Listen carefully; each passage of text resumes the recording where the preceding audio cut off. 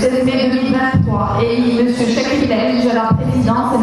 Mehdi Tazi à la vice-présidence générale de la CGEM conformément aux dispositions statutaires en la matière pour une durée de 3 ans allant du 16 mai 2023 au 15 mai 2026.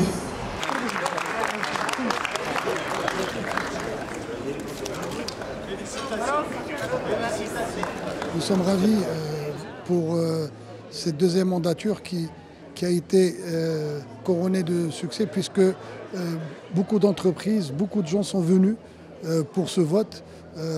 En dehors du score, c'est le fait que les gens participent. Et comme vous savez, on a des challenges importants qui arrivent avec la charte d'investissement, avec le fait que nous devons inverser les investissements. Maintenant, on est à 2 tiers étatiques et 1 tiers privé. Nous devons aller à 2 tiers privé et 1 tiers étatique. Et tout ça, ça ne se fait pas par une baguette magique, ça se fait par du travail, par du dialogue, par de la concertation et par l'engagement du secteur privé. Et c'est ça qu'on veut maintenant sur notre deuxième mandat. Le premier mandat était un mandat de résilience. Le deuxième mandat va être un mandat de libération des énergies et de relance économique. Donc, nous sommes motivés pour relancer l'économie de notre pays, surtout dans une conjoncture qui est difficile, on ne s'en cache pas. Mais nous avons beaucoup d'atouts. Partout dans le monde, on parle du Maroc, les gens ont confiance dans notre pays, on le voit de plus en plus, que ce soit à l'étranger ou à l'intérieur.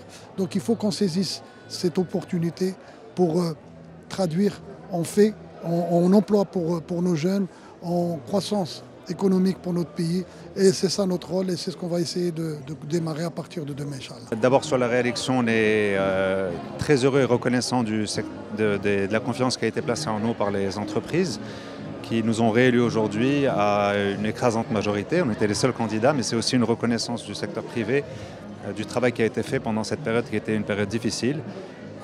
Pour plusieurs raisons, parce que la crise Corona, puis l'inflation, puis les conséquences de la guerre en Ukraine avec la montée des prix, la non-disponibilité de certaines matières. Donc là, il va falloir que nous travaillions pour passer d'une résilience que nous avons su gérer grâce à l'ensemble des partenaires à la croissance. Et les axes qui nous attendent sont ceux qu'on a cités aujourd'hui. C'est la continuation de l'amélioration de l'environnement des affaires, c'est la gestion du capital humain et c'est la gestion des secteurs de demain. Par exemple, le secteur de la technologie et le secteur des services. Il y a beaucoup de sujets, Inch'Allah.